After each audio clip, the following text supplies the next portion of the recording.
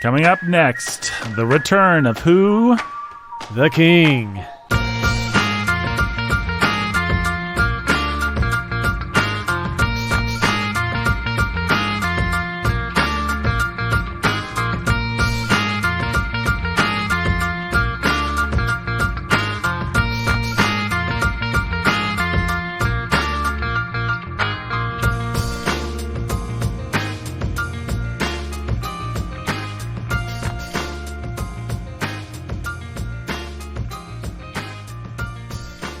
You ain't nothing but a hobbit. You ain't nothing but a hobbit. Wow. You ain't nothing Boo. Boo to you, sir. Don't you step on my hobbit feet. Good one, Nathan. Yeah. Shire Pub Rock. Shire Pub Rock. I can't help returning the ring to you. I don't know. Precious. Okay, there you go, folks. It was a rich mine of comedy, and we dug deep. Found the Arkenstone of Elvis-related Return of the King comedy. I believe we did. No, it's not the return of Elvis. He never went away. He's not dead. He's alive. He's alive. Yeah, he's the opposite of dead. No, he just went to his home planet. He just went to his home planet as Tommy Lee Jones.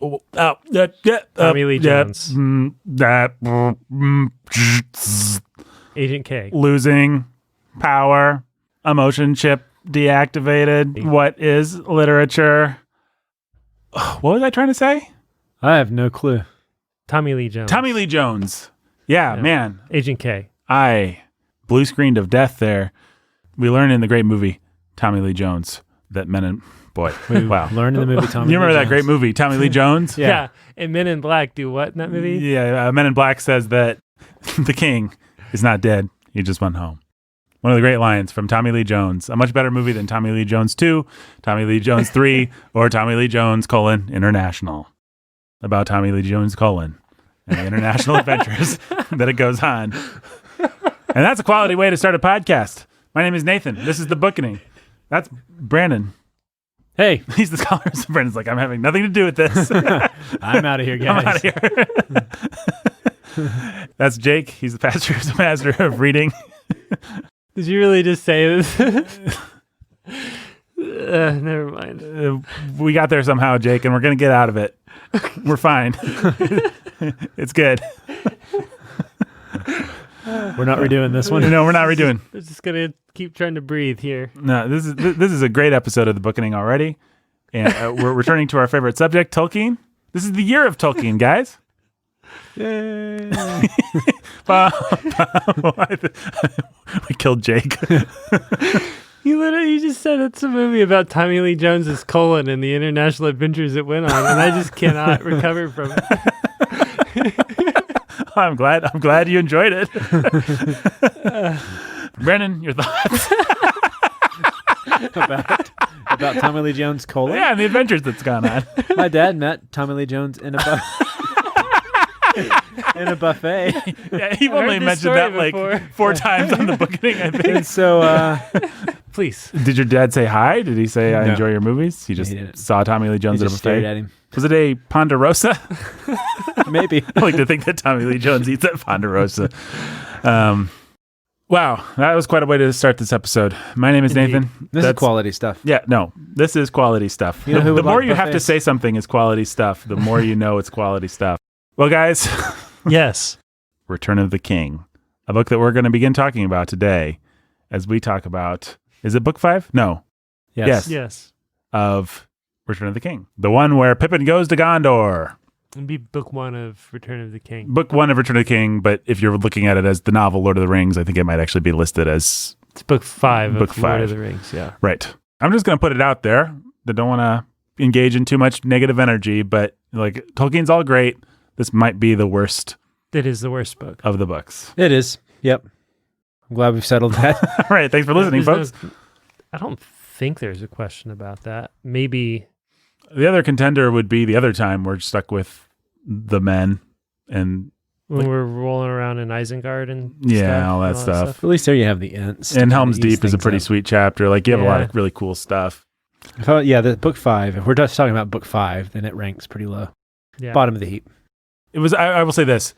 I guess if it's between book 5 and book 3, book 3 I always really loved as a kid because it had Helm Deep. It had a lot of stuff. Book 5 was always a slog as a kid because Pippin's going to go to Gondor. He's going to be out of his element. He's going to make friends with random side character number 57. Yeah. Then he's going to meet random side character 57B, the son of random side character 57. Yeah.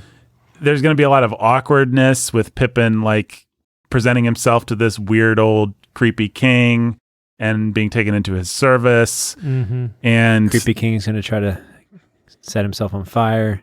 Yeah. Well, that's when it's actually a little. I mean, that's a high point.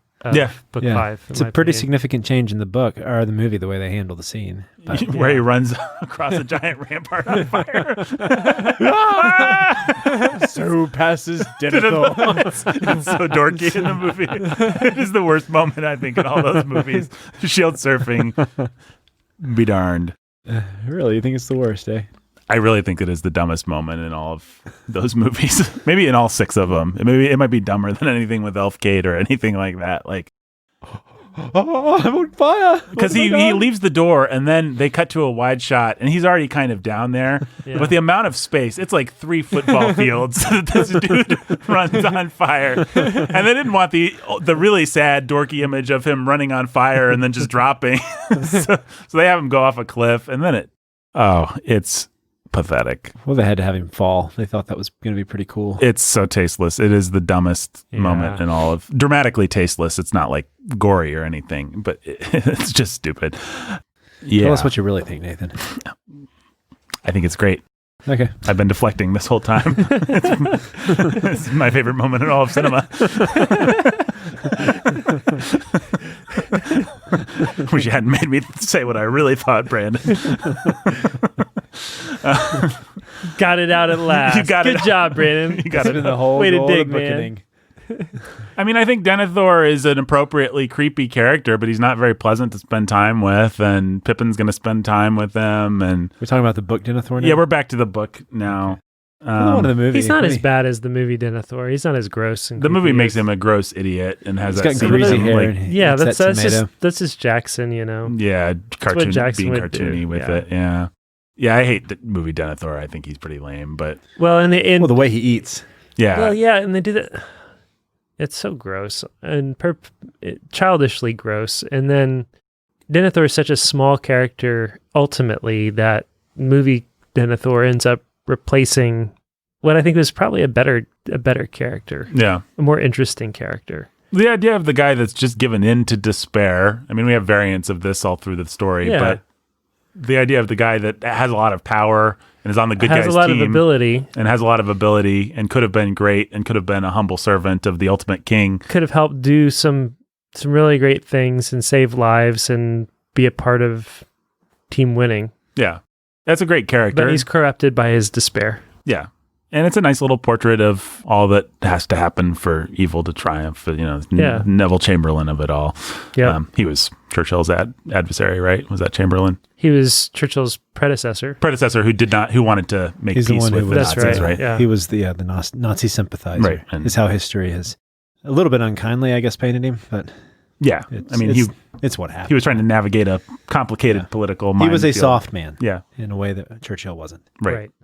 Anyways. Yeah, so Denethor is a good portrait of that. I sort of I saw the movie. The same thing kind of happened with Theoden.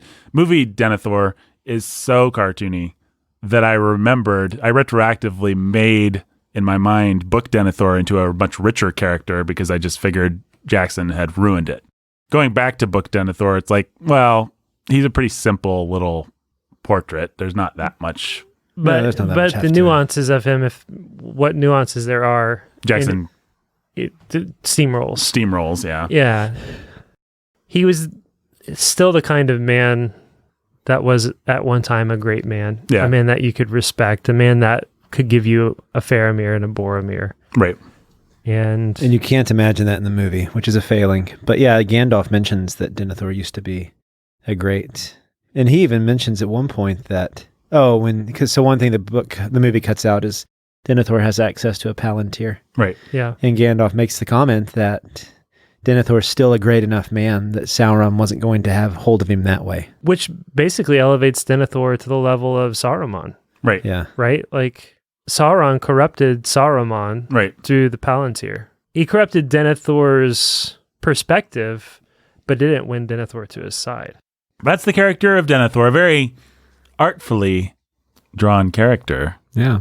Very artfully. That's true. Artful indeed. I think that there are more artful characters in Tolkien, to be honest. Yeah, than actually. Denethor. I'm with you, Jake. But in the moment, Yeah. maybe not.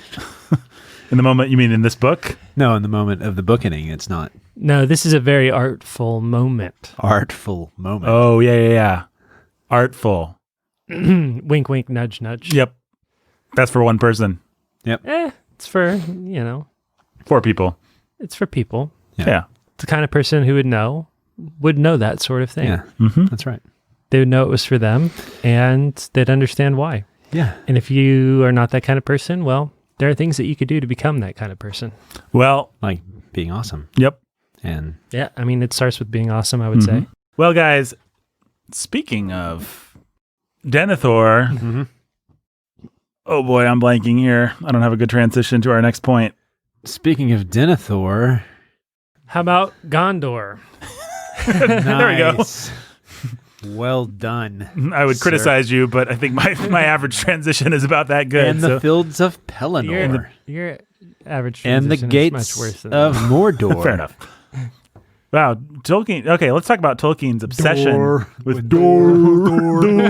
We got Pelennor. Door. Tolkien, Yeah. retarded 6-year-old child. Maybe. You guys' thoughts? He's that meme, the kid who's like, Yeah. Yeah. I always feel bad for, like, how do you become that meme? I saw an article, the crazy girlfriend meme where she's got the big bug eyes and everything. I saw an article about that lady and Yeah. her life after she became the personification of crazy. Did it ruin her? I Nah. think she leaned into it. I think she leaned into it or something. I don't know. All the best of these people have leaned into it and Good for found them. a healthy way to laugh at themselves and make money off of it, usually. It could be a worse fate than. I mean, there are people out there that have like little conferences for people who became YouTube famous or memes or whatever, and people go to meet these people, and I've seen stuff about that. Yep. Wow. Piano Cat. The hide your kids, hide your wife guy, he's made some money off this stuff. Sure wish I could find a way to become an internet meme. Yeah, I'm not gonna take the bait.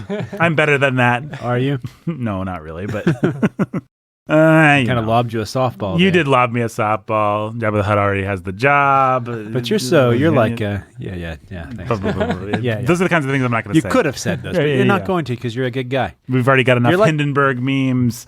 You're like the Babe Ruth of mean comments, and so when a softball comes out, you're like, I'm going to wait and take the fastball. Yeah, I take the fastball. I'm the It's Babe just Ruth too of easy. comments. It's just And too eats easy for 12 you. hot dogs and drinks 5 beers while he's waiting. He does. Yeah. He does That's have what Babe serious Ruth would heart do. issues. Yep. As Brandon calls it, a snack. As Nathan calls it a morsel. As Brandon calls it, a microscopic part of my regular diet because I'm a fatty. As Nathan calls it, breathing air. He can't breathe without just sucking in the grease. It is true. When I breathe, I suck in grease. It's really weird and disgusting. He just lives And in a I'm grease. constantly in a vat of grease. Yeah, he lives in a grease suit.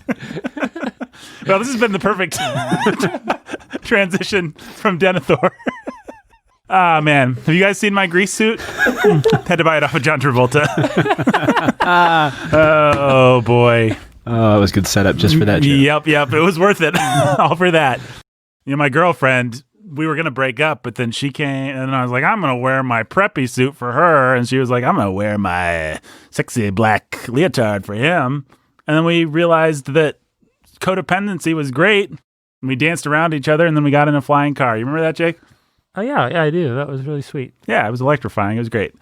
Anyway, speaking of quality content, That's more like the bookening transition that I know.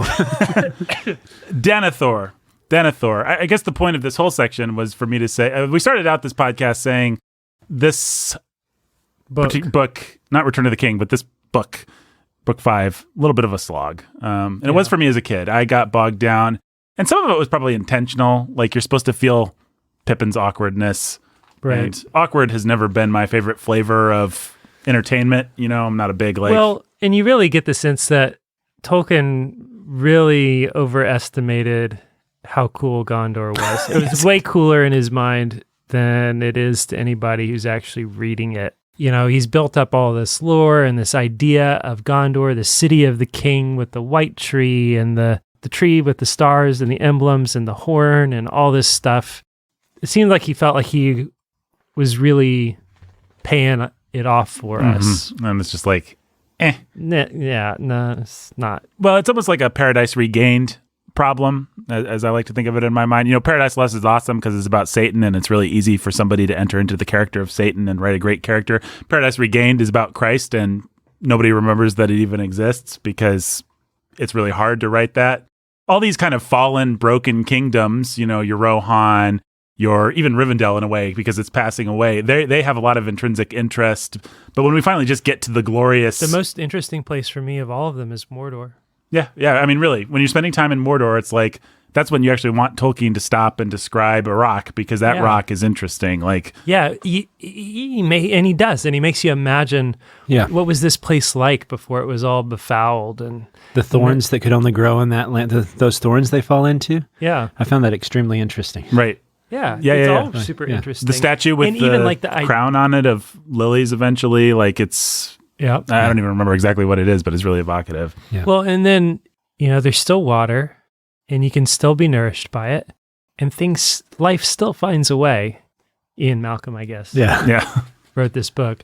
Jeff Goldblum was in there. But just that idea that, you know, there are still growing things here. Right. They're twisted and they're unhealthy and whatever, but they're still... Sauron actually can't just... He can't really extinguish life. Extinguish everything, yeah. He can't do it. Well, it's that beautiful... Not even in his own realm. Doesn't Sam say to Frodo, or when they're on their final thing, like, I don't know. The star. Yeah, when he sees the star. Yeah, the star that's one of the most beautiful and evocative and poignant moments. That whole moment towards the end when you think they're going to die and they look up and the clouds part and they see, it's the stars, Mr. Frodo. It's great. It's the stars.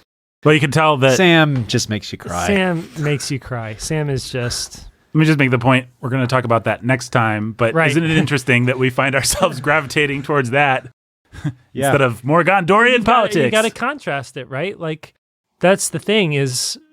Gondor is just a place. There's not Gondor's not that interesting. Yeah. Gandalf and Pippin in Gondor, not that interesting. Pippin and Gondor, not that interesting. We just ended with one of the great scenes in Tolkien with Shelob's Lair at the end of book 4. And one of the best cliffhangers, maybe the best cliffhanger in all of literature. It's a tremendous cliffhanger. It's a tremendous scene. Your fists are pumping, your kids are cheering and laughing and yelling, like when Sam goes and attacks Shelob. And then, oh no, Frodo's dead, and oh no, Frodo's alive, and oh no, all this stuff happens. And then boom, you've waited to get your resolution, and then you got to sit and hear the White Walls of Gondor described. Yeah. And see Pippin see Pippin talk to, what's his name, Baragond, and then Baragond's son, and Baragond Jr., 12-year-old boy, and all this stuff. It's like... And it's like anti-wish fulfillment because Pippin's not good at it, and he's making a fool of himself, and Gandalf's kind of impatient with him. And I get that that's all tracks and makes sense and was what would happen and evoke something. It is important for Pippin's journey, just like it's important, you know, what happens with Merry and Rohan is important for Mary's journey. But a lot of it's pretty cringe, and it's hard, as right? a kid, like it's just like, I don't want to see my surrogate like make a fool of himself that much. And then you think it's all supposed to be leading up to this tremendous battle, right? Mm-hmm. And it's all going to pay off when we get to the battle. And then Tolkien has zero interest in actually that battle, giving us the action of the battle. Yeah. And it's like, man, like I didn't read this as a kid, but if I were a kid, and I felt this with my kids sitting through it, like every chapter feels like, oh, the next chapter is when the battle's going to finally come. And you go like 5 chapters of that, like thinking, okay, finally the battle's going to come. Mm-hmm. And so you've sort of been impatiently waiting for the battle to come. And then the battle finally comes. Just feels like a letdown. Yeah. It does. You have the Deus Ex Machina of the ghost from the ship. I mean, it's a cool enough image, but still it's kind of, you're right, it's kind of a letdown.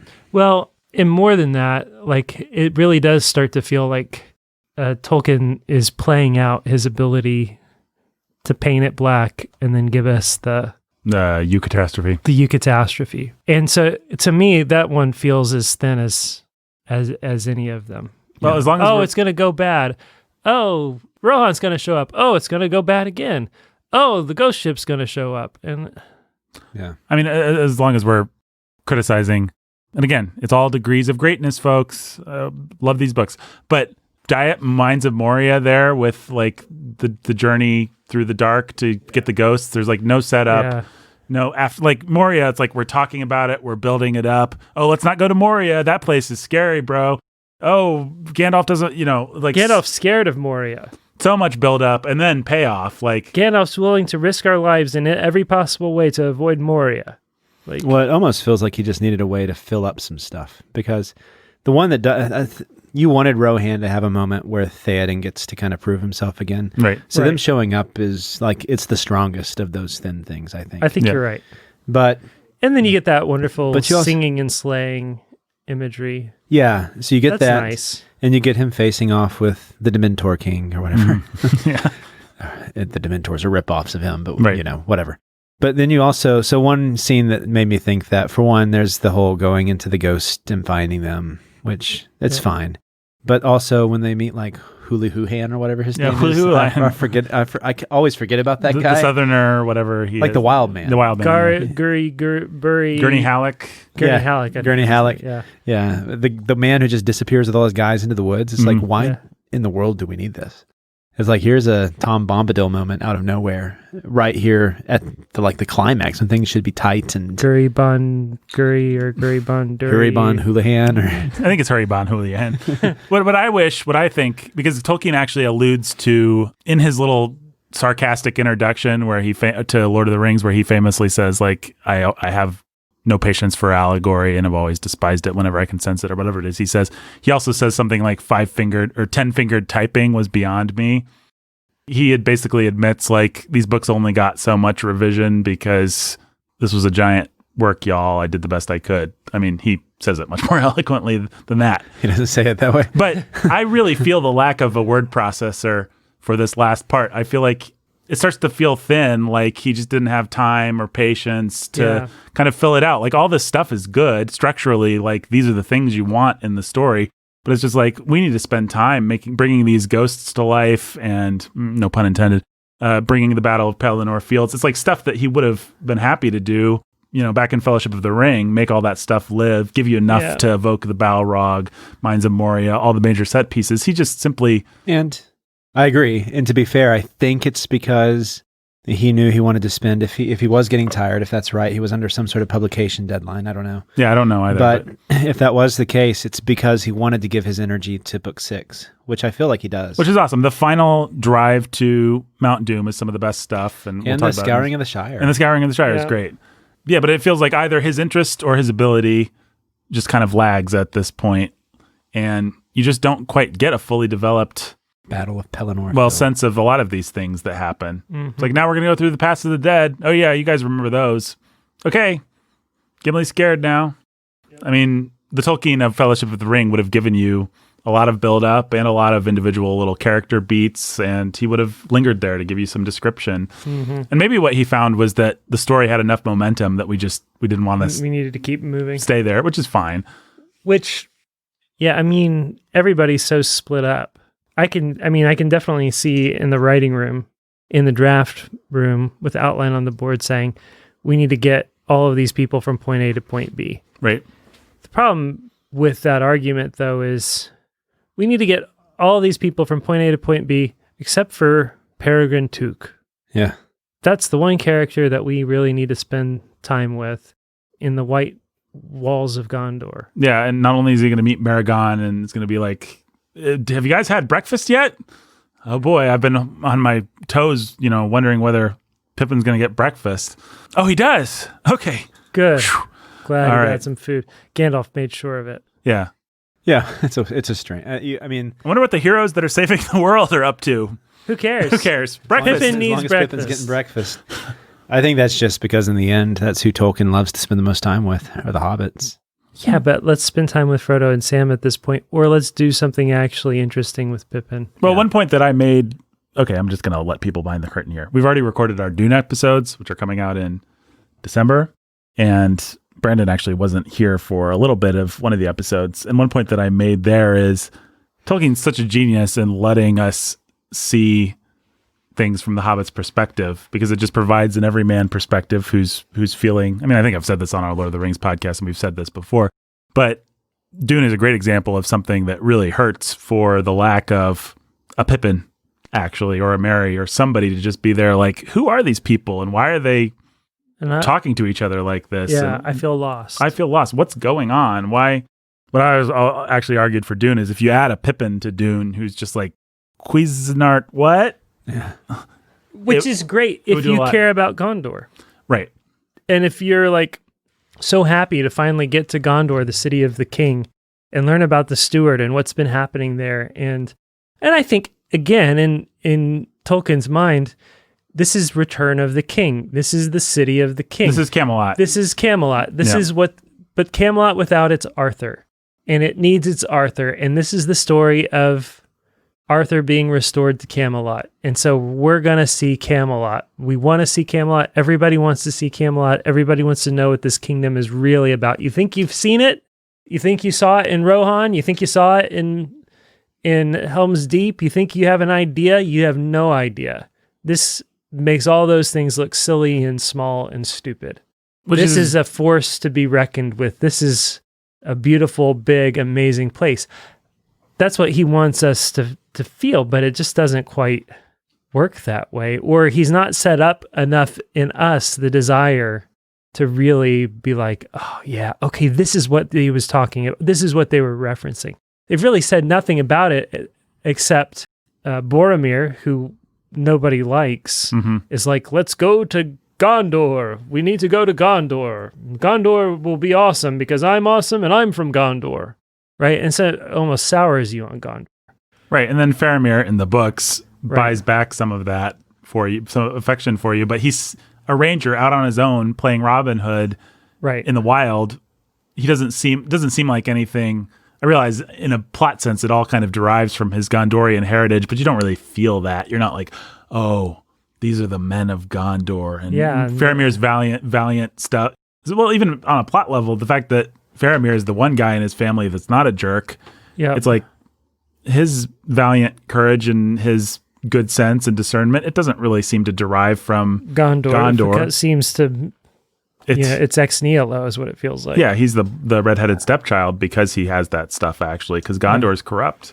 Yep. I mean, it feels almost a little bit like in the Star Wars prequels when it's like the Republic of old.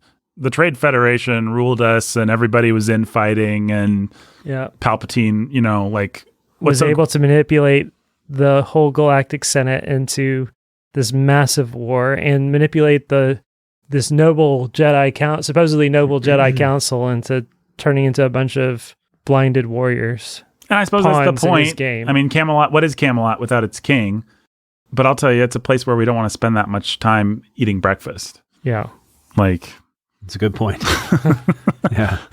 You don't write an Arthur story where we stick with Sir Kay's steward and I don't know. Is there a counter argument? I'm sure some of the fans are listening and are like, I love the chapter in Gondor. What would they say? They would say, if I were to take the counterpoint, I would say maybe you're looking for payoff when what you're actually getting is further setup. That's going to be paid off in book 6 when the king has come. It's less about this is the city of the king and here we are, and more about look at this trash and look at the oppression of these people and look at all of the glory that once was and feels like could never be again. And look at the hopelessness and look at all of this. And they need the king. And now when we see the king reign and rule and be restored and start to restore Middle Earth, you'll have all of this imagery and all of these scenes and all of this stuff in the back of your mind that will make it feel rich and satisfying and exciting. To which I would reply, fair enough, but it's a little, narratively, structurally, it's a little late for setup. It kind of feels like this is the time when everything just needs to be paying off. Mm-hmm. Yeah. And in fact, that's what's happened. We rush through this setup and we get to the payoffs with characters like Eowyn and Aragorn and people that we've already met and have an emotional connection to. Yeah. Well, I said A like there was going to be a B, but I guess that's my point. That would be my counter argument. Let's see. We've already talked about the Battle of Pelennor Fields. I do remember Jake having the experience as a kid of reading it and being like, this is kind of rushed. And I don't know. I've talked multiple times on this podcast about Tolkien getting more highfalutin as he goes. And that's the place where it definitely feels like instead of just giving us the scene, he's sort of substituting, really Shakespearean kind of ornate language. And then you get that, and I'm sorry once again to complain, but we'll be back with lots of positive energy next time. Then you get that wonderful chapter, The Houses of Healing. I remember really hating The Houses of Healing when I first read this book. I don't think I hated it quite as much this time. Why'd you guys hate it? I like the second chunk in the Houses of Healing that happens in book 6 between Faramir and Arwen. That's pretty sweet. Eowyn. That's pretty sweet. Maybe that's what I'm misremembering. Is that in book 6? Yeah, that's in book 6. Okay. The first Houses of Healing is like Aragorn shows up and... the doctors and the nurses are all Oh, like, there's that woman who doesn't remember if there's... that's just for old wives' tales. Okay, and never mind. It's actually, fine. it's a potent medicine. Well, the lore says this, and I'm a stupid bumpkin. Actually, I'm the king, but I'm not going to tell you that. And I know, and I'm the healer. Yeah. I always knew he was the healer. I always knew he was the king. All that crap. Yeah. While all our people that we love are just laying there quiet and half dead and helpless. Yep. It's him trying to have a little bit of Shakespearean aside. Low humor. comedy. And it's not... I think he's good at that with hobbits. I'm not sure it paid off here. So much so that I kind of forgot about this chapter until you guys reminded me about it. Well, I think Tolkien, like many great dramatists, is wonderfully comic when the comedy is incidental. There'll be a line or a moment within the drama that is really comical. Tolkien's actually really good at, he has a really great wry sense of humor. But when he's just like... is wonderful is because Gandalf is usually unintentionally humorous. Yeah, Gandalf. I mean, he's funny in the moment. Yeah, he's just throwing off one-liners and stuff, and it's great. But when Tolkien's he's like... Tony Stark. Yeah, he is. Gandalf and Tony, they really are the same character. Yeah. Basically. Yeah. When Gandalf uses his nanobots to... Aragorn would be the... Captain America. Yeah, Captain America, definitely. Well, let's carry it through. Who are the other characters? Oh, man. I knew you were going to ask. Legolas. Gimli's Thor. Yeah, probably. Gimli, Or Legolas. Or the Legolas is Vision. No, Saruman would be like Loki. Yeah, that's true. Who would you think that Saruman would be? Galactus? Yeah, probably. Sauron, I mean? I was just going with... Who's Galactus? He's like the Eater of Worlds. See the guy that Doctor Strange has to get in a time loop or whatever? There isn't a Galactus yet, but they're... Yeah. Nerd. Yeah. Old Brandon and his... I really love my Marvel stuff. Love of Marvel lore. Brandon, hater of sci-fi and fantasy, lover of comic books. This partly has to do with having a 12-year-old boy who really is into it. Carrying this through. No, we're going to keep doing this. Frodo. No, I don't have to keep doing it. What is the next actual thing that we want to talk about, though? I got to ask you guys a question from Spark Notes. Here we go. Legolas and Gimli both seem to disappear over the course of The Return of the King. They remain friends with Aragorn, but they don't have the same kind of strong narrative arc the hobbits or the humans of the novel enjoy. Why not? How would The Return of the King be different if we followed Gimli or Legolas's perspective after the fall of Sauron? They're essentially side characters who exist to be contrasted with our hobbits. There you go. It would be different because it would be from their perspective. I mean, Tolkien's telling a story basically from the perspective of hobbits, and therefore it would be a different story. Yep. It'd be different. I mean, I don't know. I was trying to see what Schmoop's things were. Schmoop. Mm-hmm. And they always come up with the best questions. They do come up with Yes, when you write something from a different perspective, it is from a different perspective. That's true. Is that what they want me to say? the perspective is therefore different. Yeah. I don't know, guys. They're dealing with dumb high schoolers. Well, what other thoughts did you guys have about Book 5 of Return of the King? I like that Mouth of Sauron. He's pretty petty. Calls Gandalf old graybeard. He does have a gray beard. Yeah. He doesn't get his head cut off. Yeah. He doesn't have the creepy smile. I don't think the real Aragorn would ever just cut off an envoy's head. Seems like not a very noble thing to do or kingly thing to do. Not a kingly thing to do. Yeah. I loved that last part of that book. I love well, guys, we're all going to die one way or another here unless Frodo gets the ring. Mm-hmm. So we might as well bluff and ride off and die at assaulting the gates of hell like men. And in the vain off chance that it might somehow help Frodo and provide a distraction. And it does. We're going to go die, guys. Let's go. Who's going to go die? Let's all go die at the gates of hell. And Tolkien is a master of evoking that sort of brotherhood against all impossible odds. We're going to do the manly, courageous, right thing. Yeah, the last stand. We're going to take the last stand. It doesn't matter. We're going to go down like men. Mm-hmm. Yeah, I thought that was beautifully done. And then, of course, he fooled my kids one last time. Thought everybody was dead. Thought everybody was dead. Thought Pippin was dead. Yeah, under a troll. Yeah. Right? Yeah. Yeah, What a it was way to under go. a troll. Gimli had to hack him out of there or something like There's that. that great speech Aragorn makes. This is not that day. Oh, boy. There may come a day when everybody sucks and fails, and Yeah. That's such a bad... but today is not that day. But There may come a time when we quail like women, and Urinate our pants. Slip on banana peels.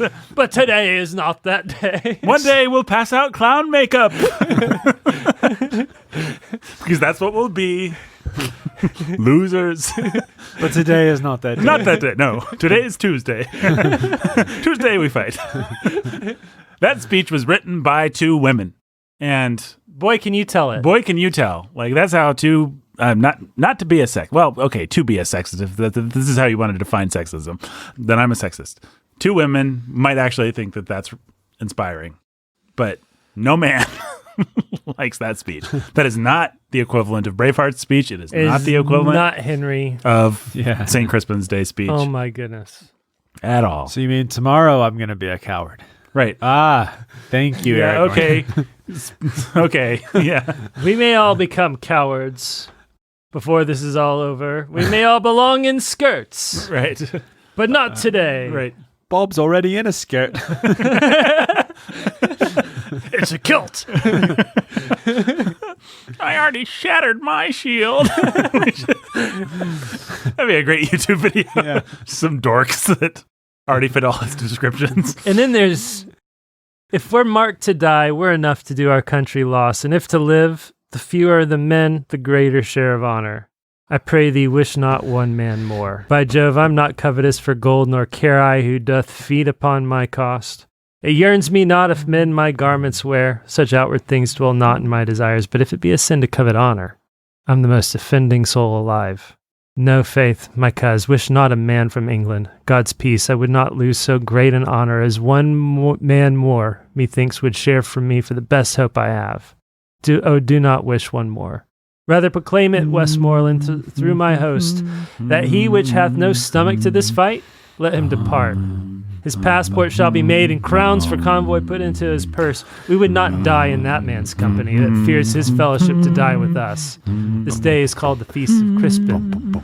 He that outlives this day and comes safe home will stand a tiptoe when this day is named, and rouse him at the name of Crispin. He that shall live this day and see old age will yearly on the vigil feast his neighbors and say, "Tomorrow is St. Crispin." Then will he strip his sleeve and show his scars and say, "These wounds I had on Christmas Day." Old men forget, yet all shall be forgot, but he'll remember with advantages what feats he did that day. Then shall our names, familiar in his mouth as household words, Harry the King, Bedford and Exeter, Warwick and Talbot, Salisbury and Gloucester, be in their flowing cups freshly remembered. This story shall the good man teach his son, and Crispin shall ne'er go by. from this day to the ending of the world, but we in it shall be remembered. We happy few, we band of brothers. For he today that sheds his blood with me shall be my brother, be he ne'er so vile. This day shall gentle his condition. And gentlemen in England now abed shall think themselves accursed they were not here, and hold their manhoods cheap, while Zanny speaks that the pot with us upon St. Crispin's Day.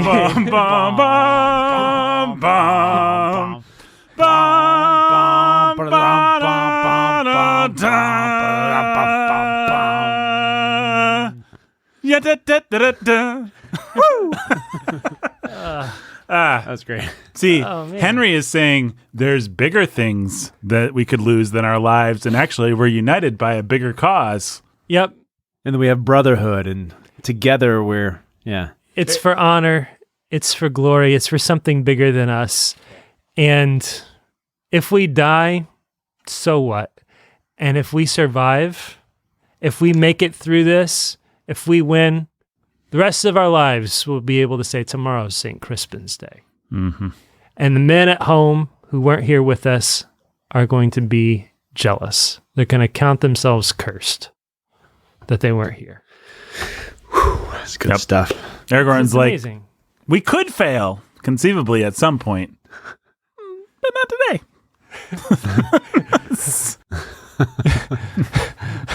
Maybe. Now that I'm looking at you guys, not so sure. Maybe today. Oh, boy. For Frodo. It's a nice moment. It is a nice moment. Yep. Well, I don't know if we're going to be able to top that in our podcast. Anything else you guys want to say about this? I like that the music you picked was Pomp and circumstance. Yeah, pomp and circumstance. We're graduating high school here, guys. You were trying to think of the British royal anthem. I was, and I couldn't come up with it. What is it? Da.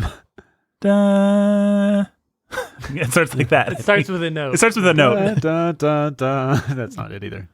Dun, dun, dun, dun, dun, dun. No, that's the opposite. Grand old flag. Dun, dun, dun, dun, Dun, dun, dun, dun, dun, dun. You almost had it. dun, dun, dun, dun, dun, dun, dun, Yeah, that's what it is. Dun, dun, dun, dun, na, na, na, na, na, na. My That's country. my country. Crap. Da, da, da, da, da, da, da, What is it? Hold it up to the microphone, Jake. God save.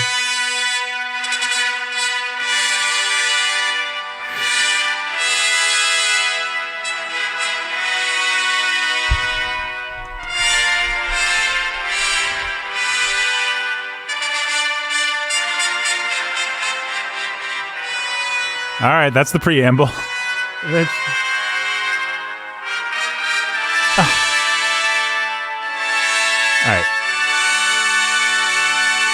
And the melody comes now, maybe.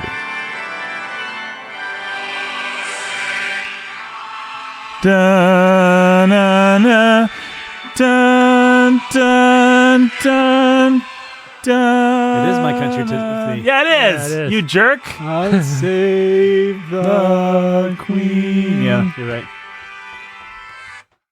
Well, who has egg on their face now? You do, because you've been eating lots of eggs. Yep. That's all you do while we record. Well, as a lad, Brandon, I ate 4 dozen eggs every morning to help me get large, but And now that you're old, you eat, 5 dozen eggs, and you're slightly roughly the size of a roughly, barge. You are. You definitely are the size of a barge. Yeah, I'm almost Brandon's size. That's how big I am. That's how you gauge that, huh? Yeah, that is the gauge. There's fat, there's big, there's barge, and there's Brandon. Oh, man. I set myself up for that. There's barge and there's Brandon. Yeah, it's a good That's Yucca one Jazz. big mayor. What's that? It's one big mayor. It's the kids were watching. It's Cloudy with a Chance of Meatballs. Mm-hmm. Yeah. Never seen Mayor it. at the beginning. They say that's one. I want to be a big mayor one day. And at the end, he's eating so much food that he's huge and fat. One guy says, "That's one big mayor." Hey, there you go.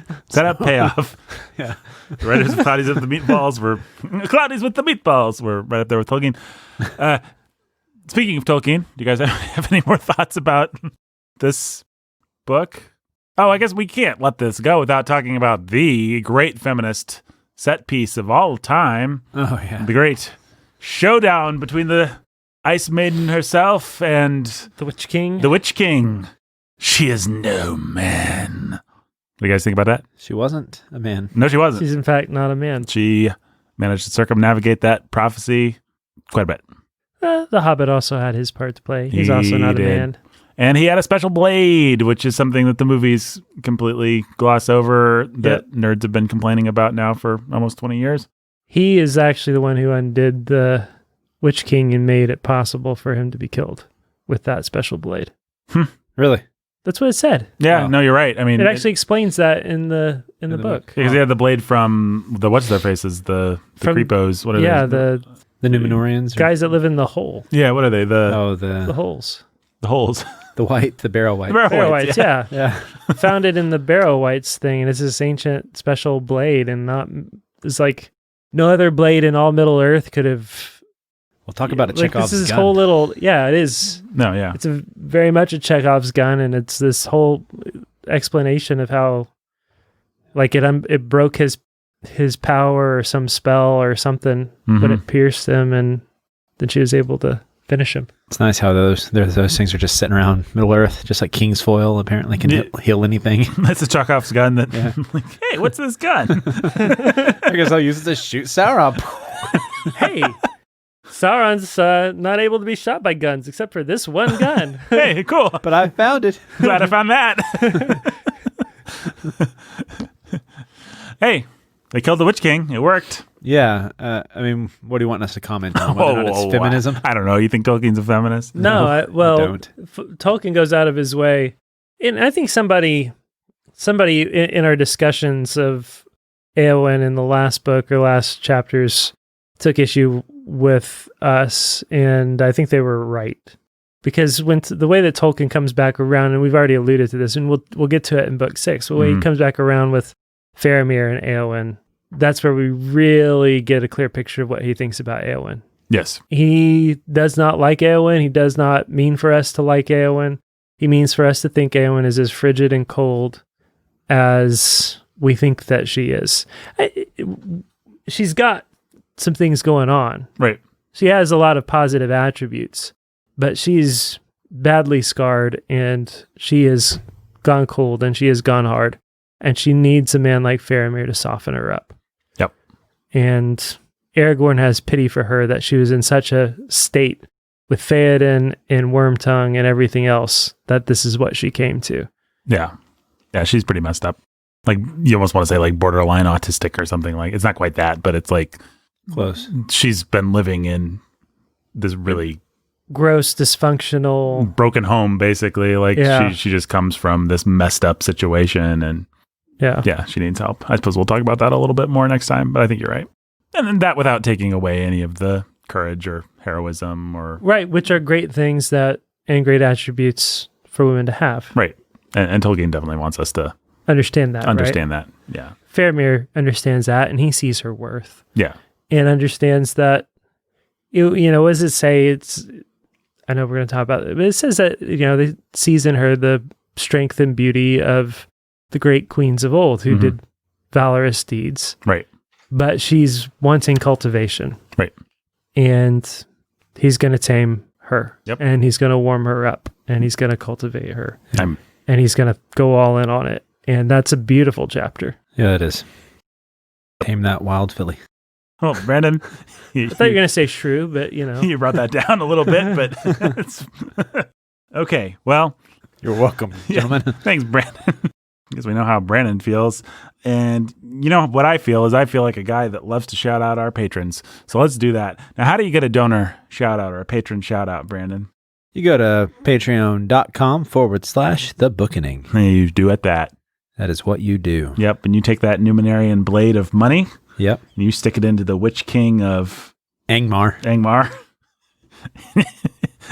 And you give us the metaphor broke down a little bit there, but basically you give money to Patreon.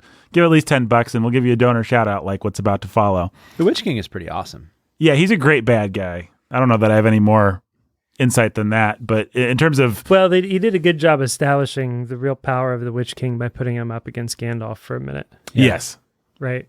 like these guys are the proper.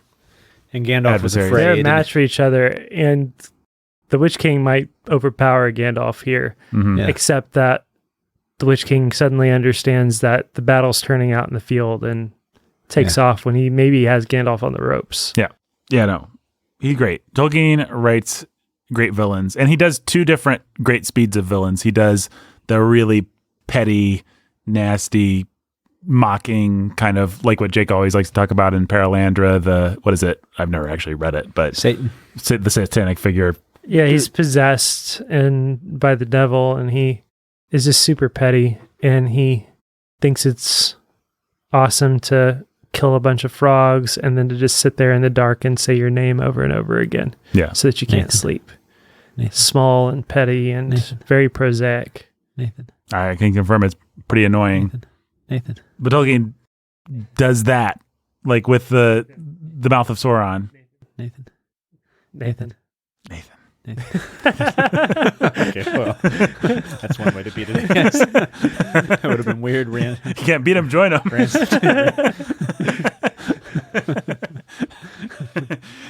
Okay, yeah, he does like I really do love that the mouth of Sauron is so petty. Like this is Sauron's henchman, and he's gonna sit there and call Gandalf old graybeard. Like that's the level that these bad guys are Right. operating on. Tolkien does that sort of thing really well. Gollum obviously being the ultimate example, and all the orcs and everything. That kind of disgusting, vulgar, low villain. But then he does do, when the occasion calls for it, high villainy. You know, And he takes a high villain and turns him into the level of a super petty, sneering villain yeah, in exactly. Saruman. It's pretty amazing. Yeah, that is the beauty of what's going to happen in the next book, which we'll talk about next time as soon as we shout out our patrons. Little extra content for you there, folks, post patron rant. So let's shout them out. I'll say their names, and you guys say the names of footwear. Rabbit and Rhonda the Lovebirds. Shoes. The Artful Anthony Dodger. Shoes. You guys say the names of various footwear. Little Anthony Cigar Store. Sandals. One shoe. The Immortal Chelsea E. Shoes. A shoe without shoelaces. Tribune and Little Annie Oakley. Boots. A shoe with the smudge on the end. Lily of the Valley. Those talking Cowboy cartoon boots. shoes from Roger Rabbit. Ooh, those come to a nasty end, don't they? Yeah, sad. It was sad. They melt. Andrew and Esther the Lovebirds. Galoshes. Sandals. The Keith Master. Rain boots. David's Bunny Man Trekking. Work boots. John and Jill and Little Baby Max. Cowboy boots. Jade and Katie, who are cold and love cheese, and also C.S. Lewis, including Till We Have Faces. Other boots. I've not heard UGG or any other brands. Fairy Princess of Wonder and Happiness Mother Beth. Ugh. Console. Oh, wow. Creative. Console Prime Adam. Nike. Jeremy the Dark Hooded Lord of Death. Dress boots. Adidas. Ugly. Nathan, not me. Reebok. Basketball shoes. Mom! Baseball cleats. Ryan the Red Avenger and Judith of the Ladies of Justice. Soccer cleats. Danny the Dude. Football cleats. DJ Sammy G. Track spikes. Benny and Danny Tiberius. Running shoes. Eric and Catherine from Yon Window Breaks. Marathon shoes. Professor and Lady X. Sprinting shoes. Lavender's green, Dylan. Lavender's blue. Lavender's green, Dylan. I love you too. No Constrictor. Hiking boots. Maricheap. Trail running shoes. The fair and fragrant maiden Chloe. Skis. Anthony, who's cold and hates life, liberty, and the pursuit of cheese. Ice skates. Jujitsu, Jeffrey, the Texas Ranger. Hockey skates. Rachel. Figure skates. Midnight Ninja Ellen. Roller skates. Queen Gungetta. Roller blades. Return of the Jedediah. Shell tops. Jay of Rack and Ruin. Chelsea's. Timothy the Rider at Dawn. Oxford's. Brandon, you're falling down on the shoe. I'm just impressed. I'm just listening. Jake begged me to do this segment. He's like, I know so many shoes. Let me show up. Eric and that's not true, folks. Eric and Kate, the Camp Champ Kings, who are warm and love bees. Blukers. Maddie, Matt Man. Captos. Sweet Jamie Sunshine. Brogues. Tyler, the Keeper of Eternal Darkness, and Laura, the Keeper of Eternal Light. Doc Martens. Cold Steel Cody. Asics. Chuck Taylors, Jacqueline the Librarian Barbarian, cross trainers, John Bombadillo Bomb Diggity, and Captain Tennille's Mate. Chacos. Saxophone Alex. Wooden shoes. Clogs? clogs, Yeah. Eli the Scarlet Pilgrim. tap shoes. Nice. Oh, and guys, we've got some new patrons today. We've actually got 1, 2, 3, 4. 2 couples for a total of 4 people. Yay. Oh, Brandon. Yay. Come on, man. These people support us, and all you can give them is a sarcastic, yay. We love you all. It's been a long day of recording, folks. That's the only excuse for Brandon's behavior. Well, let's just introduce him. We've got the other saxophone, Alex, and his lovely wife, Dubstep Danny. Dub, Pumps. step Danny. And All the other kids in my pumped up kicks. oh, you other kid. That's a good song to evoke at the end of this podcast. That song based on Brandon's life, by the way. Look it up. Ryan the Terror. Oh, well, I need to introduce these people. We've got 2 more that have just joined us. Yeah. Ryan Yes. and Eric. I will call Ryan, let me see here. I will call her the Terror of Texas. Oh. Now, Brandon, you're from Texas, but you're not the Terror of Texas. Nope. I'm You're the just- contextual text. You're the contextual Texan. That's right. You're not the contextual terror. Well, maybe sometimes. I'll context that terror, though. Yeah. And we've got, of course, the husband of the Terror of Texas, Eric of the Cream and Crimson, a very lordly fellow. We've got Ryan, the Terror of Texas, and Eric of the Cream and Crimson. Say hello to them, guys. Hey, welcome. Thank you. And they are, interestingly Thank enough, stuck in the cold. And I'm thinking they need some cheese. We should send it to them. Please send cheese.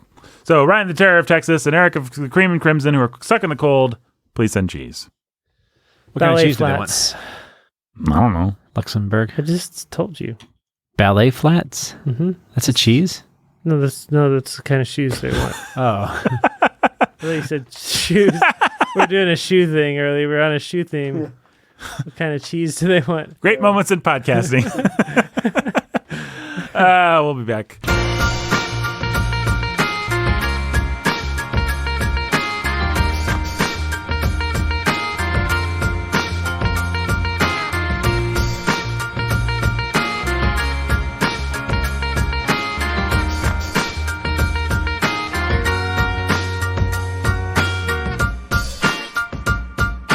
Hey, everybody. Thanks for listening to The Bookening. Support us at patreon.com/The Bookening or leave us a review. The review that you leave can say this.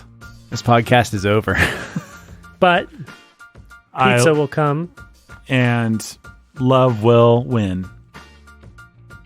Please don't leave that review. That's a terrible review. Leave something like, I love this podcast. It's Thought Christmas, y'all. Happy Bookening. Bye. Bye.